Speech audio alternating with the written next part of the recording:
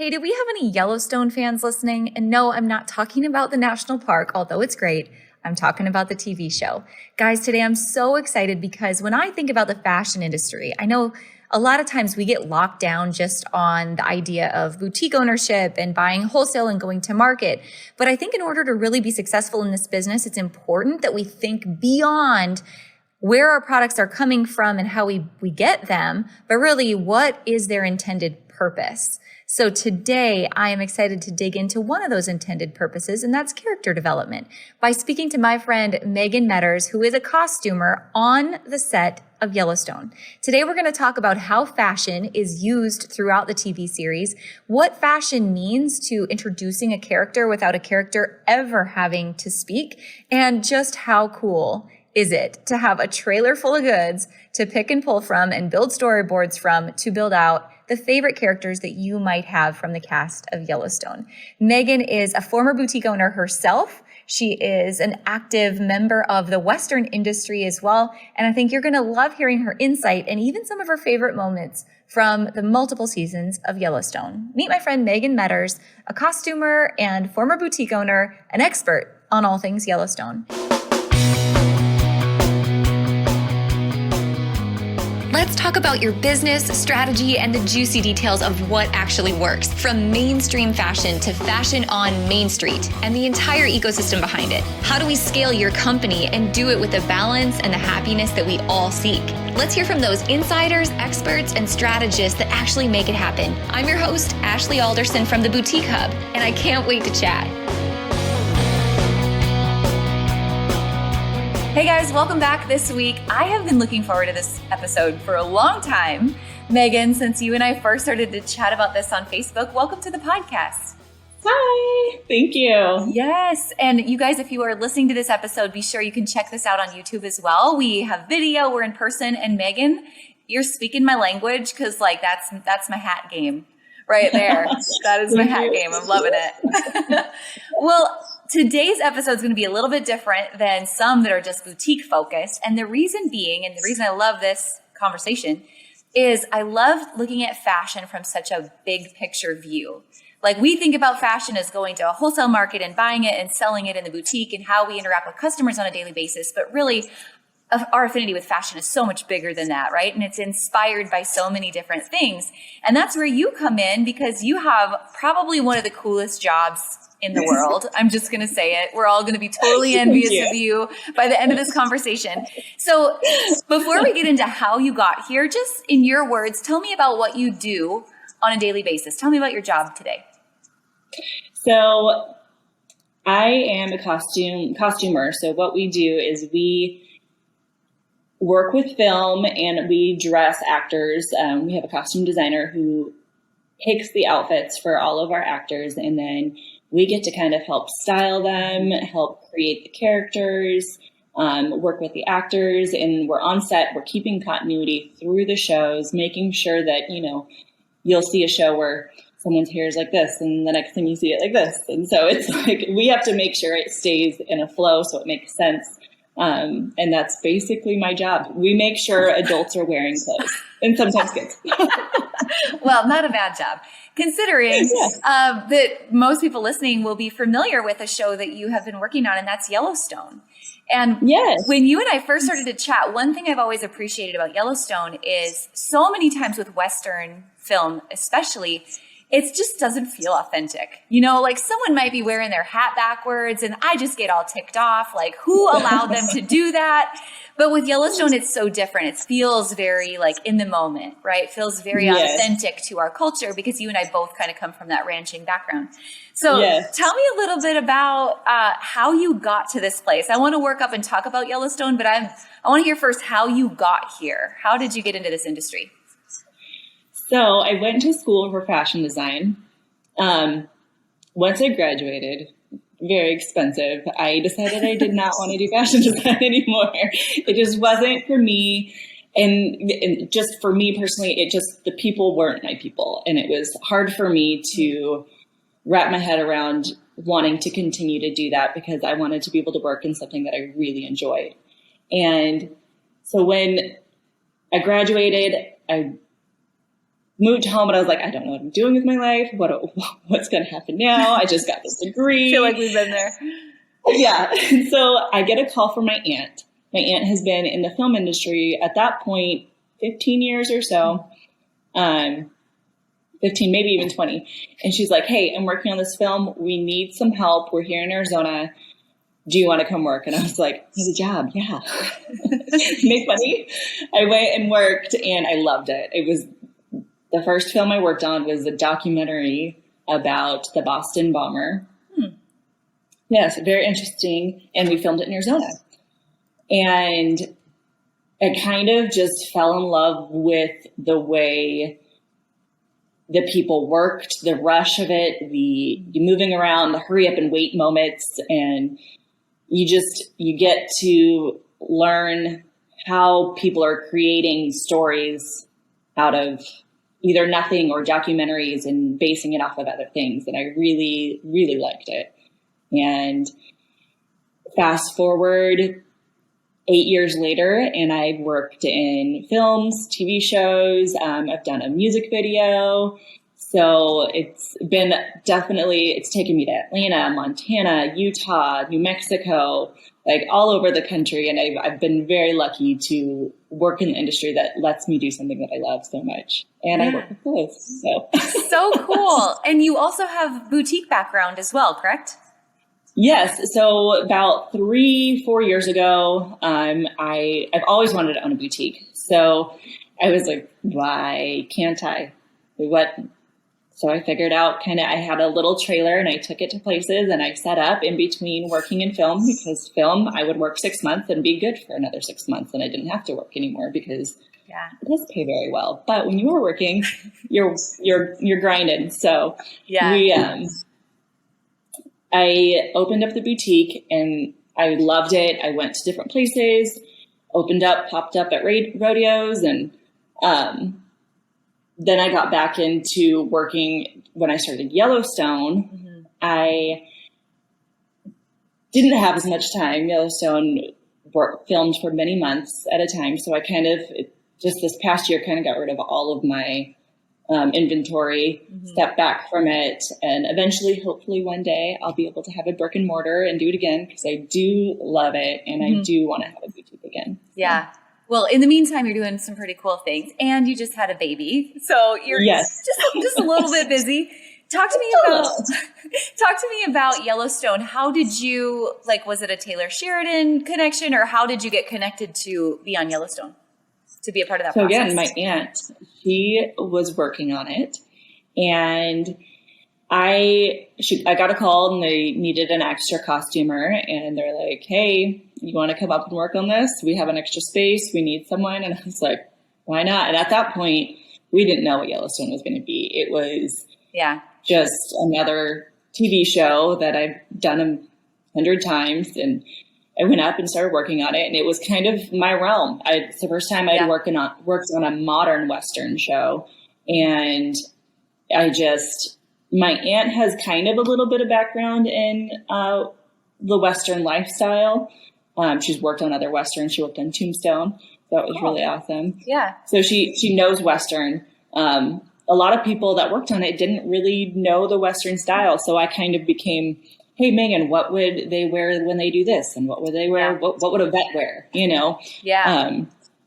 So I kind of became the person to talk to about the Western style. So yeah. And it's so well done. I think about, and I know Matt and Amanda Kimes have a connection with Taylor as well. I mean, that whole horse industry is a small world, right? But everything, it really was down to the details. It was really well done. And that had to be, at the end of the day, that had to be good for the brands that had an opportunity to be a part of something like that too, or boutiques that were carrying the brands. They were a part of something like that as well. Did you hear that feedback as well from companies that you worked with along the way? So we worked with quite a few different Kimes. We've worked with American Hat Company. We've worked with Greenlee. We've worked with Rockmount. Yep. I mean, I could go on and on. So Wrangler, I mean, a ton of companies.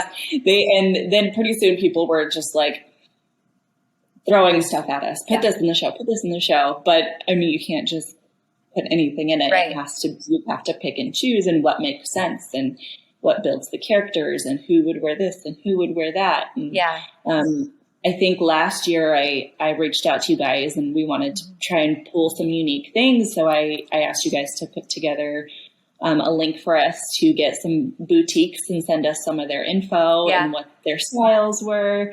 And we were able to reach out to a few boutiques and get some of their stuff on the show. That is so awesome. I was never able to follow up and hear how that went. So that's really cool to hear that. Tell me more, take me back into that process of developing those characters. I'm fascinated by, first developing Beth and first developing Rip. Like, what goes into making that character who they are? So the costume designer gets together with the actor and gets together with the director, and they kind of just talk about who they want this person to be. So when you're talking about Beth is just a total... She's a badass. You can just say it. Yep, she's a badass. Yeah. It's okay. I get it. She's a badass. And we all know that. We all strive to be Beth as a character. Yeah. She knows what she wants and she goes after it. And so when creating this actor, they pulled together pieces of different people to create who she is. And so when you go and you look at this very headstrong woman, she's going to be wearing suits. She's going to be wearing things that just stand out that make her look like she's strong and powerful. And then you see her soft, weak moments. You get into the softer clothes. You don't do the hard lines. You do the sweaters and the soft colors and her more ranch style where she gets into being, goes back to her roots a little bit. And then, she gets back to being the I'm going to kick your butt moment. And she gets back into those harder colors and stronger lines. So that helps show you what mood she's going to be in. And I think she's one of the biggest characters that you see, especially by what she's wearing, what mood she is going to be in. And when you're developing a character, that's kind of where you go, is you look at where her headspace is going to be and go from there. That's so fascinating. I'm never going to watch the show the same again. I bet you can't even watch the show the same after developing all of that, right? Oh yeah. It's interesting because I watch the show and I'm like, oh yeah, see that door? I'm behind that door. Right. Oh, right before we did this thing, we were in the back, dancing around. So cool. So talk to me about, I love this process of planning her emotions by what she's wearing. Talk to me about the process. I'm really curious. So your team, you read the script, right? You're planning for all these moments, and then you're starting to source, where are these products going to come from and how am I going to style these products? Walk me through that. Are there inspiration boards, and then you start sourcing and then you start styling, or what does that flow look like from the behind the scenes? So they do have inspiration boards. We bring in pictures and you look at what we want this person to look like, and then you have a color palette. These are the color palettes of just Yellowstone. And then here's the color palette for Beth. Here's the color palette for Rip. Here's the color palette for, Tate. Yeah. You have to bring in these. And then, so you bring in, and then you find out what rooms they're going to be in. So if they're going to be in, a living room, you don't want her to be wearing the same color as the couch, Yeah. You have to make sure that everything flows because you don't want anything clashing. And then once you find out your color palettes and your mood boards, you go out and you look at the cuts and the styles of things. So with Kelly, who plays Beth, she has a very particular style that she likes to bring in. And so she'll do research and she'll bring things in. Some actors don't. They just say, you handle it all on your own. This is my headspace. I'll let you do that. But some actors like to be a little bit more involved and bring things in that make them comfortable, that they know will help them create or build this character. And then you go out and the closets that we have for our characters are especially for Beth.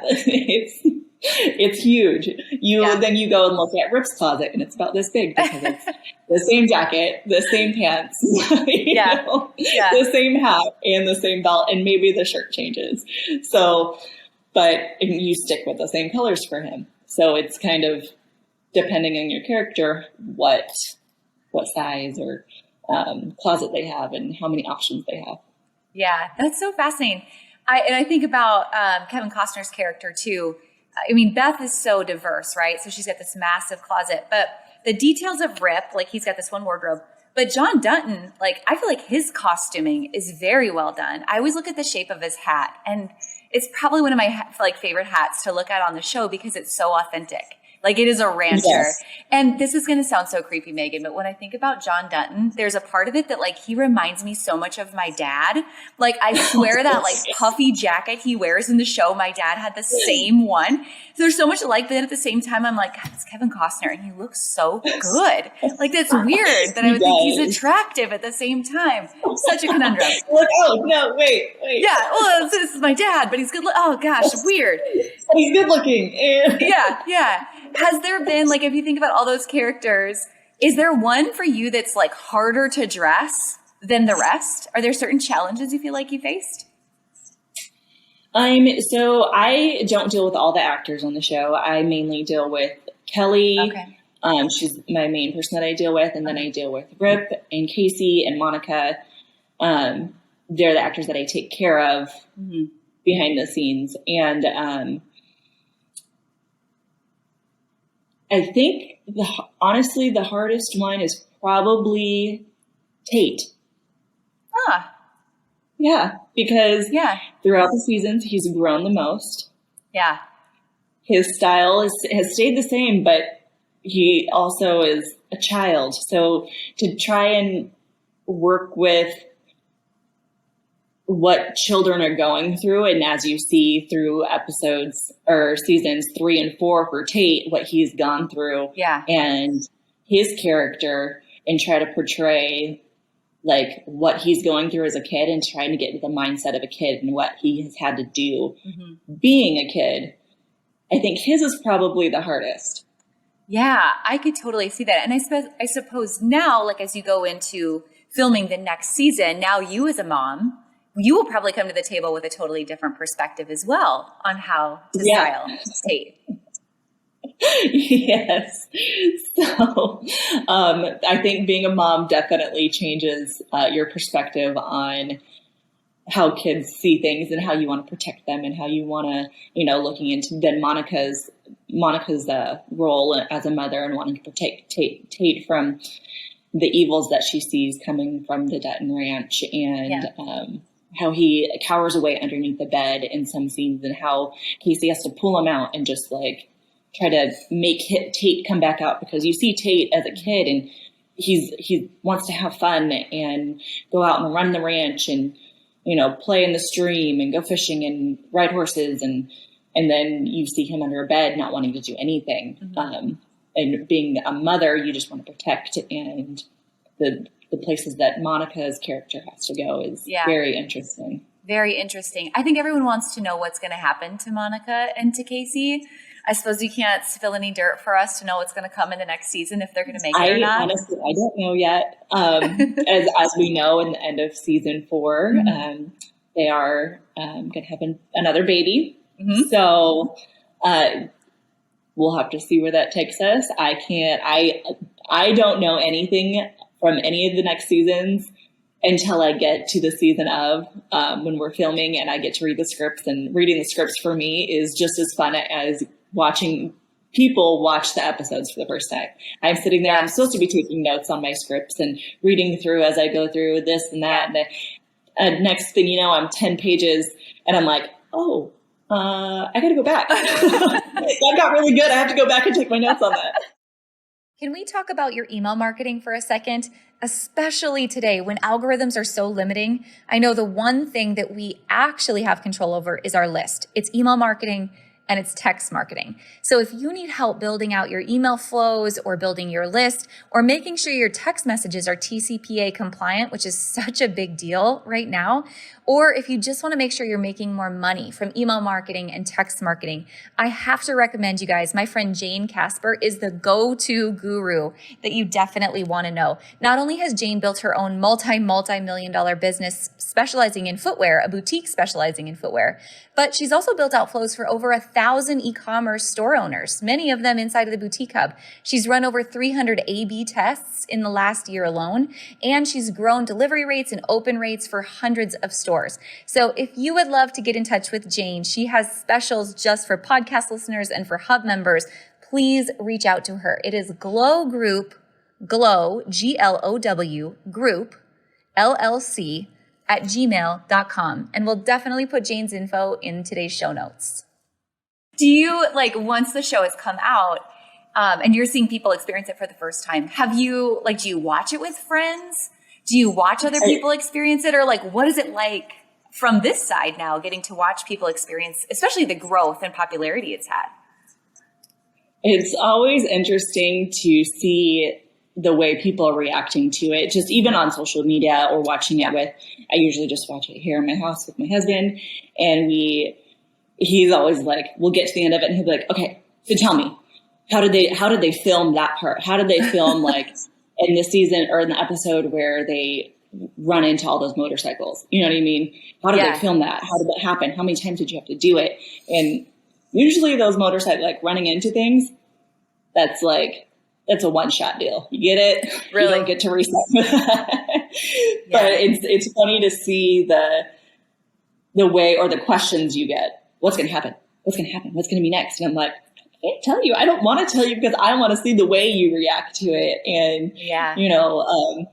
I happened to actually be in one of the episodes this season. I was in episode 8 when Jimmy and his new boo go on a date, and I am Maggie and I'm with I can't even remember, the boss of the ranch or something. Yeah. And so people started reaching out to me as soon as that aired. I hadn't even seen it yet because I normally don't watch it for a few days after because of life. And people start reaching out to me. Oh my gosh, I saw you. Oh my gosh, this. Oh my gosh, that. Or even if it's not that, it's people reaching out to me that I don't even know, finding me on Instagram or Facebook. Really? Yeah. And they'll be like, hey, I heard you were on this or work on this show. Where can I find such and such product? And I'm like, why didn't, what? Like, how did you find me? How did you know? Yeah. I am curious about that. I want to talk about that. I have so many questions on that very topic. But I think about not just the clothes, but also the tack that goes into it. Like, there has to be people that are interested in how the clothes are styled, but how the tack is styled. And then thinking about those people saying, where can I buy this? So I am curious also, second part of my question, first is the tack. Second is, how can small businesses, boutiques, tack stores, whatever, maximize and make sure they're selling the products that people are excited about on Yellowstone? So a lot of our stuff, so with our tack, that comes from our prop department, and they source any of that. Or Taylor Sheridan does have a lot of resources. Well, he knows his people and he wants to bring his people on a lot of the time. And so a lot of that is either stuff that he likes and wants on the show, or it's sourced out by our props department or our like set deck and property. Like they deal with all of that and bring it on. And a lot of the times it's either who you know or a style that they're looking for.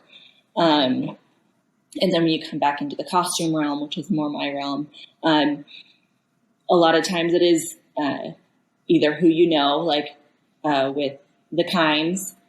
Taylor's friends with the Kimes. So, of course, he wanted a lot of the Kimes stuff on the show, which you will, in any episode where you see any of the ranch hands, you're probably going to see a Kimes hat or, like some Kimes jeans or something. You're going to see it in there.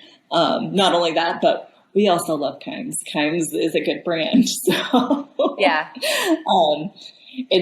and what also has the look. So if you're looking at something and you see ranch, you're probably going to think Wrangler, you're going to think Carhartt, you're going to think Levi, you're going to think those brands. And so obviously you're going to want to bring those brands in to help make something look realistic. Yeah. And then again, I'll be looking through Instagram. If I see something I like, I go and take it to our designer. Hey, look, what do you think of this? Like, I just saw this scrolling through the gram, and maybe it'd be something for good for, this character or that character. And she'll either yes or no it, and we'll order some or not. Yeah.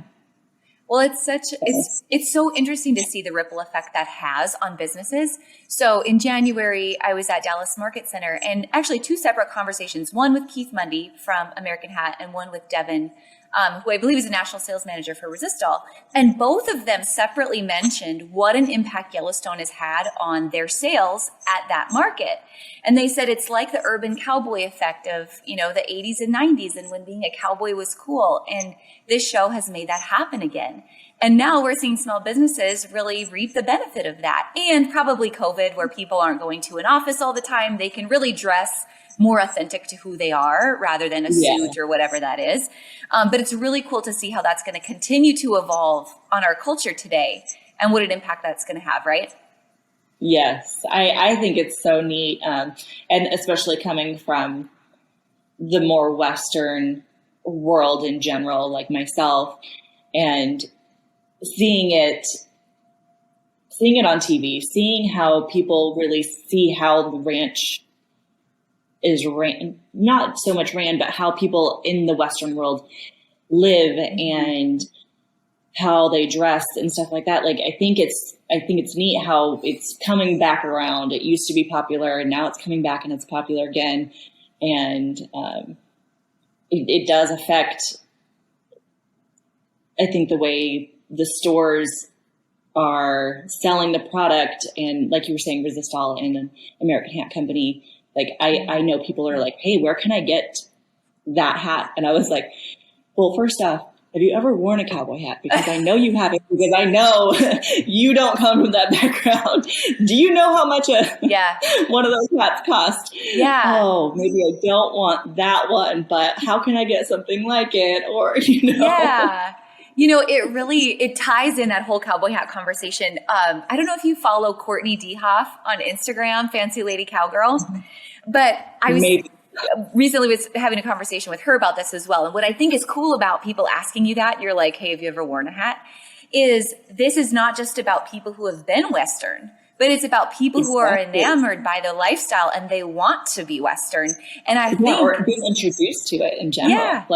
And we all have to embrace that. I think sometimes those of us who grew up on a ranch or we rodeo or whatever, we become a little bit closed off to like, oh, well, are you authentic or you want to be? Anymore, if somebody wants to be Western or you want to support agriculture, period, I am here for you. I don't care if you are from the downtown of a big city. Like, we have to embrace that if we want that lifestyle and that culture to last. Right.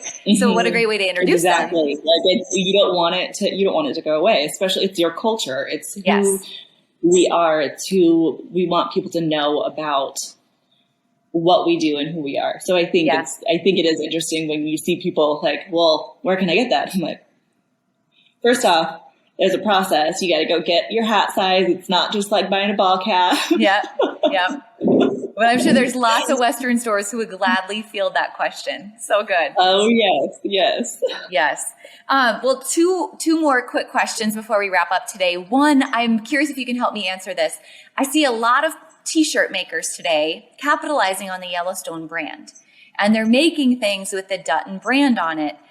I have heard that it is heavily trademarked, and that is something people should steer clear of. Is that anything you can lend some insight to?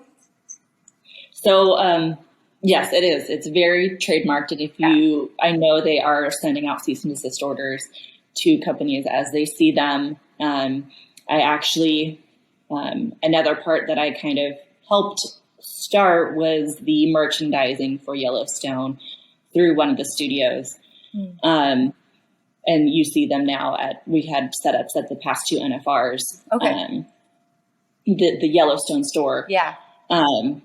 So, and as they were going to the different setups and seeing that people had Yellowstone stuff and that they were just making it on their own, and they were either like, you either take it down or we are going to send a cease and desist order. And some companies took it right down. They didn't realize, and that is something that people don't realize in general. People don't understand that most TV shows in general are trademarked. You can't just characters' faces, names, characters' faces, lyrics. It's not exactly. Those things are all property of somebody else or another company. So and if you want to, you have to reach out to, I think for Yellowstone, it's a Viacom. So you have to reach out to Viacom and get permission to sell the product.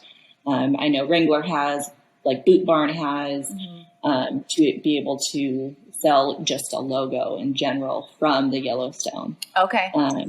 So just be careful is all I have to say. If you are selling it, I know it's such a huge show and we all love it, but do your best not to get in trouble.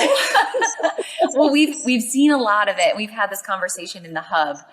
So I would just echo that. It's not worth getting your social media taken away, getting your Shopify shut down, like anything that you carry that has the likeness of something else that's popular through art. It's probably going to be protected. If, however, your merchandise store ever wants to sell wholesale, I know I could hook you up with lots of boutiques who would be happy to buy it. Oh, yes. I've been trying to get them too. I've kind of, since I've had my daughter, I've kind of stepped away from helping them with the merchandising stuff. But if I do get back to it, I will definitely, I've been trying to push them towards wholesale. I was like, you can make so much money. Everybody wants it. I love that. All right, Megan, last question for today, and two-part question. As you think about all the seasons that you've been on, with Yellowstone specifically, I would love to know, number one, what is your favorite scene from any of the seasons? Oh, gosh. And number two, what is the favorite outfit, the most memorable outfit that you styled on any of the seasons? Oh, gosh. They all kind of blend together. My favorite scene. Oh, this is a tough one. I'm not going to lie. I can't think of my favorite scene at the moment, but my favorite outfit so far is Beth's wedding dress. Oh, yes. Memorable moment. Is chainmail. It was cold when we were filming it, and that chainmail was not warm by any means. Yikes. And it was just beautiful. Like, what else would Beth get married in, to be honest? Yes. Like, can she make any more of a statement? No. Enough for John Dutton to stop. Are you sure? So good. Oh, yeah, exactly. Okay, so if you can't think of your one favorite scene, give me a couple. How about just give me a couple of your favorite scenes, most memorable? Let's see, most memorable, I think, when they filmed the scene where they were playing chicken with the bulls. Yeah. Remember, they were playing, it was like poker, it was a card game, and then they let the bull run around. Yes. That one was really fun. Our girl, the stunt actress that Teeter played... Teeter? Oh, what is her name? I can't think of her name right now. Avery. Avery. Okay, yep.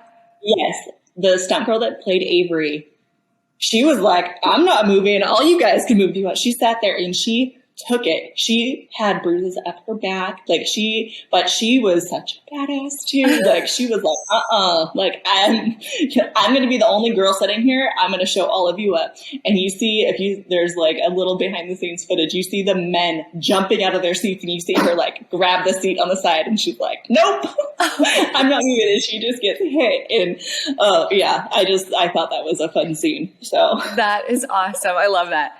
Oh my gosh. Well, Megan, thank you for your time today. This was a really fun conversation. And I have to go back to, you and I were having a conversation actually before we started on the podcast today about just fashion in general and what a statement it makes. And when I think about this whole, like pulling it all full circle, really what you're doing in terms of costuming and building character is what boutique owners are doing on a daily basis when they're dressing people, right? That are making a statement. Yes. Tell me about that conversation that you had with a mentor of yours about what clothes actually mean for a person. Yes. So as I was saying before, I believe it was Ruth Carter, who is our designer on season 1, who's also the designer for one of the Marvel films, Black Panther. Awesome. She was telling me how a character, before you see somebody or before you talk to somebody, when you first see them, what's the first thing you see? The first thing you see is what they're wearing. And you don't know what they sound like. You don't know who they're going to be. But when you see what they're wearing, you automatically, in your head, you picture the character that they're going to be. Yeah. So I think when you are styling somebody, or if you're dressing somebody, or if you're in a boutique and you're trying to help someone portray who they want to be, dressing, and the first thing you see on somebody is telling a story about who you are creating or who you are as a person. And I think it's interesting the way she had explained it to me, because it opened my eyes to see who each person is going to be when you're watching a TV show, or when somebody walks into your store, seeing how they dress and how you want to help them, I think it's interesting. Yeah. The clothes introduce who you are without you ever having to say a word. What an opportunity. Don't even have to open your mouth. What an opportunity. Megan, thank you so much for your time today. It is so great to catch up with you. Thanks for all the cool work you're doing. We can't wait to see what comes next in season 5. Me too. Thank you so much.